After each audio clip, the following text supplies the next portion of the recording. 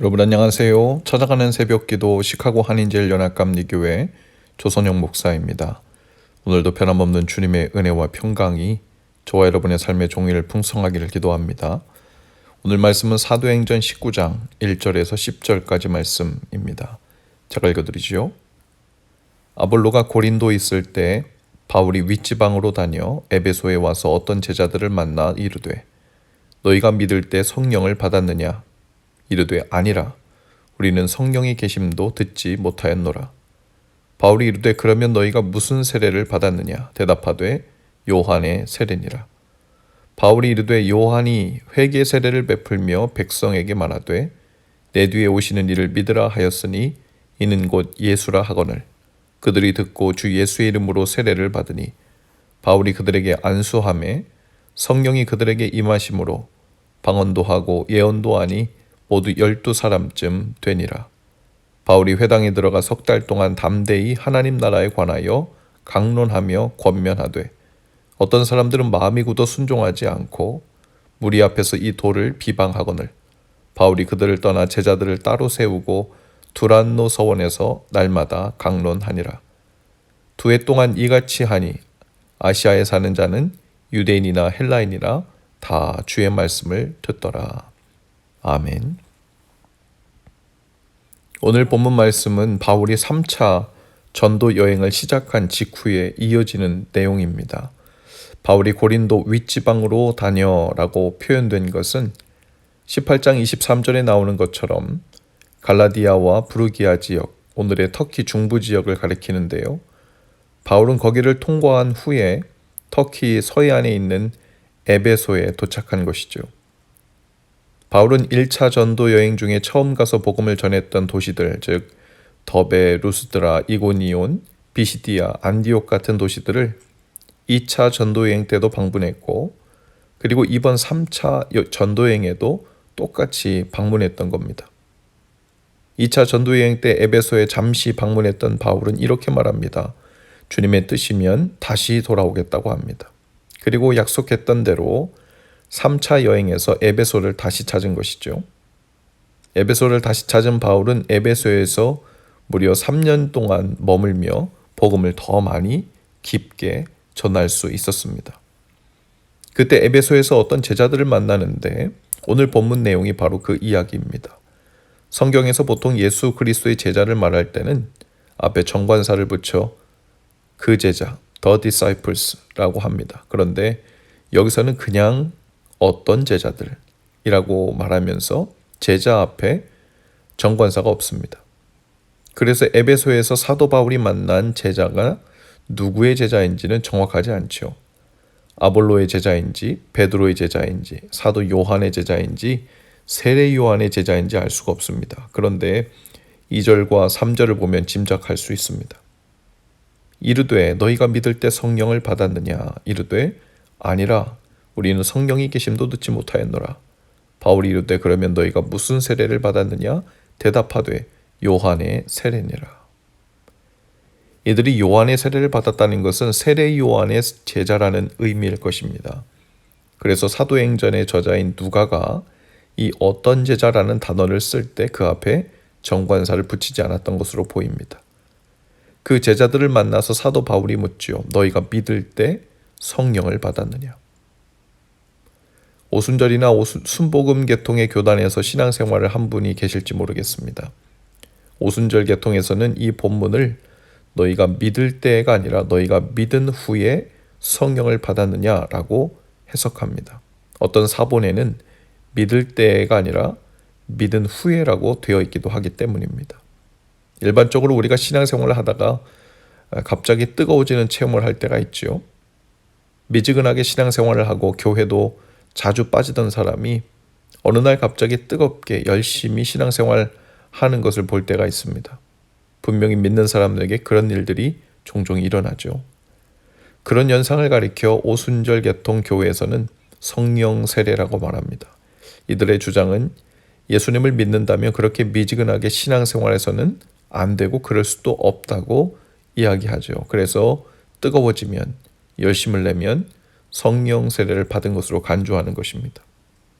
분명히 믿기는 믿었는데 성령 세례를 못 받고 있다가 성령 세례를 그 후에 받은 것이라고 생각하는 거죠. 그리고 믿는 사람들이 다 성령 세례를 받는 건 아니지만 성령 세례를 받는 사람에게는 방언의 은사가 나타난다고 말하기도 합니다.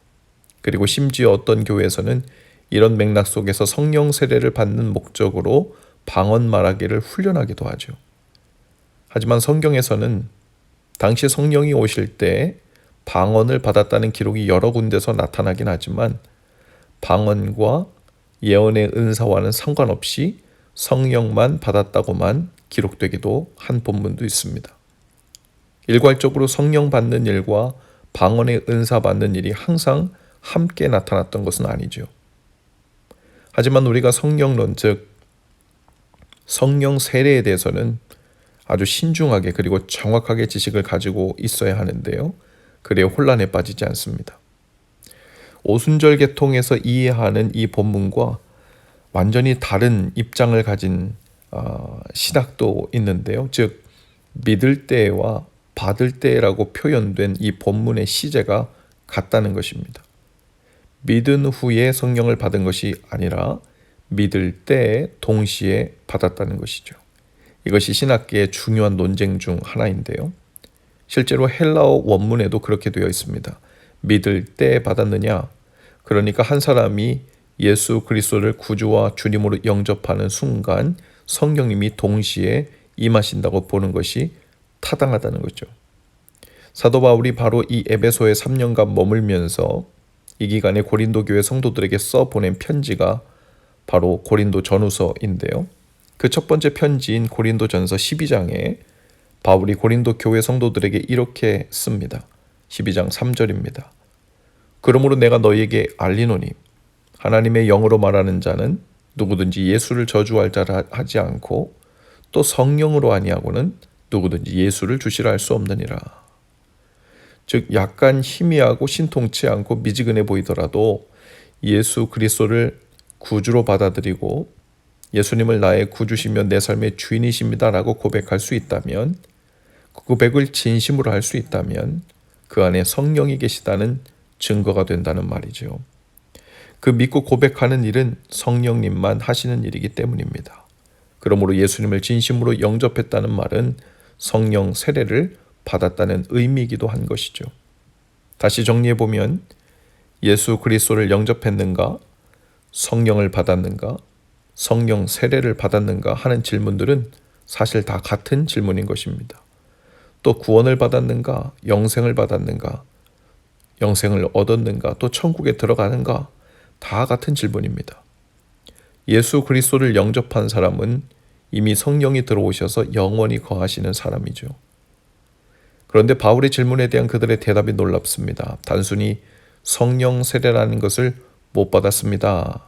그런 의미에서 아니오가 아니라 우리는 성령이 계심도 듣지 못하였노라 라고 대답합니다. 그래서 바울은 그렇다면 너희가 무슨 세례를 받았느냐 물었고 그들은 요한의 세례를 받았다고 대답합니다. 18장에서 살펴본 것처럼 본문의 요한은 요단강에서 회개를 외치며 세례를 베풀던 세례 요한입니다. 세례 요한은 사람들에게 죄사함을 얻게 하는 회개 세례를 선포했지요. 하지만 정작 자기 자신은 예수님의 고난과 십자가 죽음, 부활을 통해 성취된 복음의 전체 모습을, 그 완성을 보지 못하고 중간에 죽고 말죠. 그러니까 그 제자들 역시 세례 요한처럼 예수님의 십자가 고난과 부활은 알지 못했을 가능성이 크고 부분적으로 들어서 알고 있을 확률이 높죠. 그러므로 그들이 전한 예수의 복음은 복음의 일부일 뿐 온전한 복음이 아니었던 것입니다. 오늘날에도 이와 비슷한 일들이 있어요. 세례 요한의 세례와 예수님의 이름으로 받는 세례를 오늘날 우리가 따로 받는 것은 아니지만 하나님 앞에 나와 죄를 고백하고 죄 용서를 받고 마음의 평안을 얻는 일, 즉 죄사함의 세례만 아는 자처럼 신앙생활을 하는 성도들이 있다는 것입니다. 죄 고백과 죄사함을 반복하면서 그것으로 자신의 의로움을 삼고 죄책감을 덜어내고 동시에 천국에 들어갈 보장을 얻는 듯이 신앙생활을 한다면 그것이 아주 불쌍한 일입니다. 왜냐하면 복음은 회개하고 죄사함을 얻는 것에서 끝나는 것이 아니기 때문이죠. 거기까지는 부분적인 부분입니다. 복음입니다. 죄사함을 받은 후에는 성령께 이끌리는 삶으로 이제 들어가야 하기 때문입니다. 죄를 고백하고 죄사함을 받는다는 것은 죄를 씻어내고 비워내는 것을 말하죠. 그렇다면 그 빈 곳에 이제 성령께서 일하시기 시작하셔야 합니다. 우리 안에 내주하시는 성령께서 주도적으로 우리 삶을 말씀을 깨닫고 순종하는 삶으로 이끌어 주셔야 하죠. 성령님의 인도하심을 따라 사는 삶으로 채워져야 합니다. 그것이 오늘날 믿을 때 성령을 받은 사람들의 삶 속에 드러나는 증거죠. 오늘 우리에게 필요한 것은 성령 세례라는 느낌을 뜨겁게 경험하는 것이나 혹은 어떤 특별한 방법 혹은 은사를 기다리는 것이 아닙니다.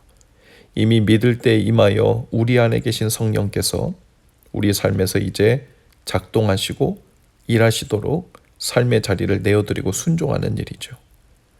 성령께서는 때로 하늘에서 불이 임하여 주도적으로 그 어떤 뜻을 이루시는 것처럼 우리에게 나타나시기도 하시지만 우리 안에 계신 성령께서 우리를 인도하시도록 그 뜻을 구하고 귀를 기울이고 순종할 때 성령님의 일하심이 보이기 시작하기도 합니다.